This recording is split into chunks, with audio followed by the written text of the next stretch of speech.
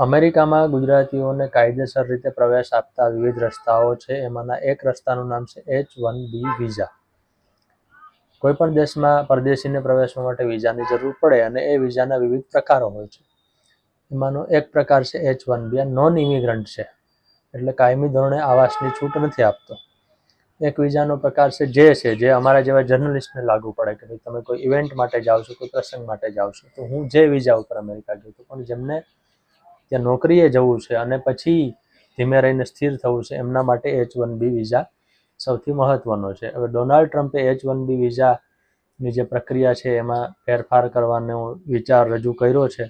એના કારણે ભારતથી જે જનારા છે એ બધામાં ડર બેઠો છે. એટલે આપણે સમજી લઈએ કે H-1B વિઝા શું છે અને શા માટે ભવિષ્યમાં પણ એના દરવાજા સંપૂર્ણપણે બંધ થવાની શક્યતા નથી. ભલે ડોનાલ્ડ ટ્રમ્પ ગમે એટલો પ્રયાસ કરે તો પણ એ H-1B વિઝા ઉપર સંપૂર્ણપણે ચોકડી મૂકી ન શકે. આ વિઝા છે એને 5 ભાગમાં સમજવા પડે. પહેલાં તો સ્પેશિયલ ઓક્યુપેશન માટેના વિઝા છે. એટલે સ્ટેમ જેને કહેવામાં આવે, સાયન્સ, ટેકનોલોજી, એન્જિનિયરિંગ અને મેથ. કોઈપણ દેશના વિકાસ માટે આ 4 ક્ષેત્રનો અભ્યાસ, એમાં સંશોધનો મહત્વના છે. તો સ્ટેમ સાથે સંકળાયેલા જે ઓક્યુપેશન છે, જેમ કે પ્રોફેસર, વિજ્ઞાની, IT પ્રોફેશનલ, એકાઉન્ટન્ટ્સ, મેથેમેટિશિયન, આ પ્રકારના ઓક્યુપેશન છે એને આ વિઝા આપવામાં આવે છે. United states citizen and immigration system છે, એની જે વેબસાઇટ ઉપર તો વિગતવાર રીતે આ ઓક્યુપેશનની વાત આપવામાં આવી છે કે જે આ ઓક્યુપેશનો છે એમાં H-1B વિઝા દ્વારા મેળવી શકાય. વિઝાનો બીજો તબક્કો છે એમ્પ્લોયર સ્પોન્સરશિપ. આપણે ઈચ્છીએ તો H-1B પર અમેરિકા જઈ શકીએ એવું નથી.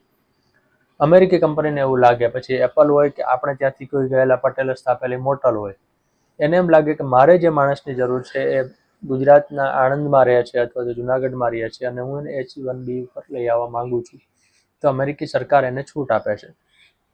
એલબત્ત એમાં નિયમો છે, ગમે તેને નથી. બેચલર ડિગ્રી હોવી જોઈએ અને માસ્ટર હોય તો બેટર છે. 1990માં જ્યારે અમેરિકાએ અને ઇન્ફોર્મેશન ટેકનોલોજી શરૂ થઈ ત્યારે અમેરિકાએ આ H-1B વિઝા પ્રોગ્રામ જેવો પ્રોગ્રામ શરૂ કર્યો અને પછી ત્યારે એમને ખબર પડી કે પરદેશમાંથી ટેલેન્ટેડ માણસો આવે તો આપણા દેશના હિતમાં છે.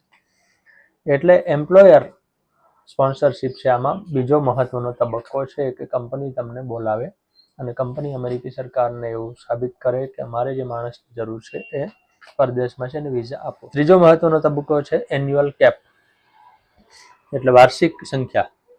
અત્યારે આ વિઝા દર વર્ષે 65,000 આપવામાં આવે છે. એમાં કોઈ કેન્યાથી આવતો માણસે આવી જાય, ગુજરાતે આવી જાય, ભારતે આવી જાય, શ્રીલંકાએ આવી જાય, બીજા કોઈ પણ દેશ, આખી દુનિયામાંથી 65,000 લોકોને દર વર્ષે અમેરિકા H-1B વિઝા આપે છે.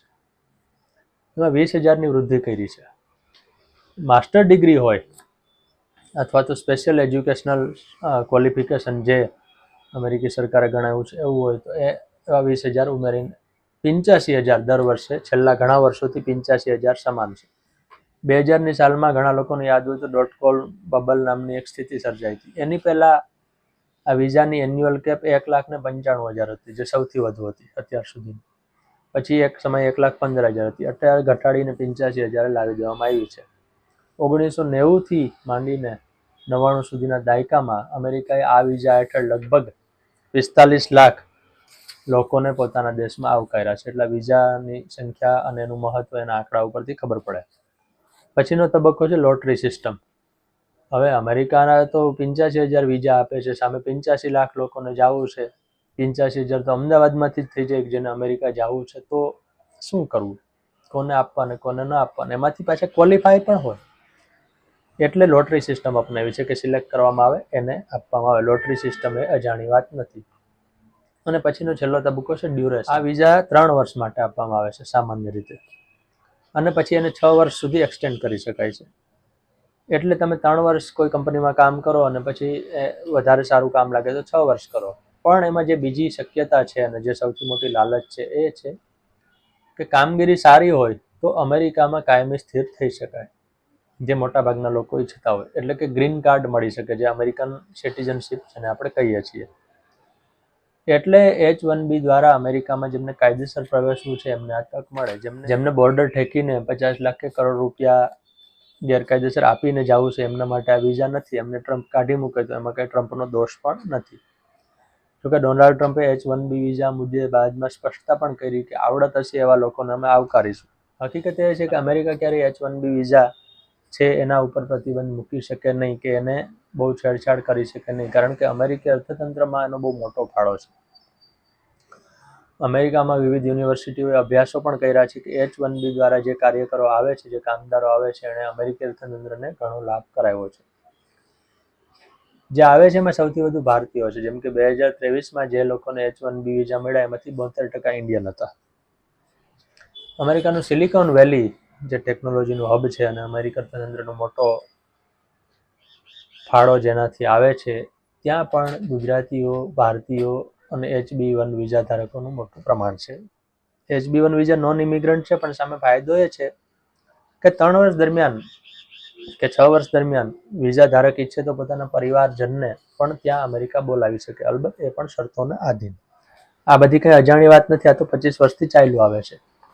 હવે અમેરિકામાં જે નવો રાષ્ટ્રવાદ ઊભો થયો છે એમાં ઘણા લોકોને એવું લાગે છે કે H1B વિઝા ઉપર આવનારા લોકો અમારી નોકરીઓ ખાઈ જાય છે. એટલે એક નિષ્ણાતે તો એવું કહ્યું કે H1B વિઝા એ બેસ્ટ માણસોને હાયર કરવાની સિસ્ટમ નથી, અમેરિકી યુવાનોને બેકાર કરવાની સિસ્ટમ છે. ટ્રમ્પ એના પક્ષે પણ છે કે ભાઈ અમેરિકી યુવાનોના નોકરી ન મળતી હોય તો આપણે પરદેશથી બોલાવવાની શું જરૂર છે, માટે આ વિઝા પર જરા બ્રેક મારો, જરા વિચારો ને પછી આગળ વધો.